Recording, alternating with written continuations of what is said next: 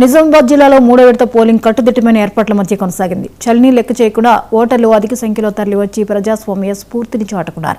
Balkonda, Ankapur polling కేంద్రాలను సందర్శించిన జిల్లా ఎన్నికల అధికారి వినయ్ కృష్ణారెడ్డి ఓటింగ్ తీరును పరిశీలించారు. ఎన్నికల పరిశీలకులు భీమ్గల్, బడా భీమ్గల్, రామన్నపేట్, మోర్తాడ్, కమ్మర్పల్లి తదితర పోలింగ్ కేంద్రాలను సందర్శించారు. ఆర్మూర్ శాసనసభ్యులు పైడి రాకేష్ రెడ్డి అంకాపూర్ జడ్పీ హైస్కూల్లో ఓటు హక్కును వినియోగించుకున్నారు. సో ఈరోజు మూడో ఫేజు చివరి ఫేజ్లో భాగంగా మనకి 149 గ్రామాల లోపల కూడా నిజామాబాద్ జిల్లా వ్యాప్తంగా ఎలక్షన్ స్టార్ట్ అయింది. ఉదయం 7 గంటల నుండి ప్రశాంతంగా జరుగుతుంది. 9 o'clock వరకు దాదాపు 23-24% వివిధ పోలింగ్ స్టేషన్స్లో ఓటింగ్ నమోదైంది. సో ఇక్కడ మనం ఈరోజు బాల్కొండలో చూస్తే కూడా ఓటర్లు అందరూ చాలా యాక్టివ్గా పార్టిసిపేట్ చేస్తున్నారు. ఈ పోలింగ్ స్టేషన్ వరకు ఆల్మోస్ట్ 30% దాటింది ఇప్పటికీ.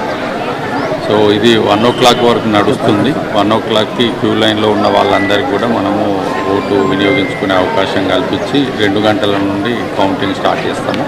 సో కౌంటింగ్ అయిన వెంటనే ఉప సర్పంచ్ ఎలక్షన్ కూడా ఈరోజే ఉంటుంది.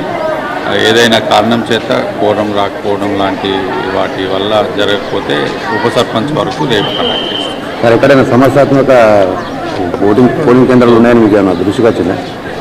మనము ఈ సమస్య అనేది ఎలక్షన్లో రాలేదు, బట్ మనము ముందుగా ప్రిపరేటరీ అరేంజ్మెంట్స్లో భాగంగా సమస్యాత్మక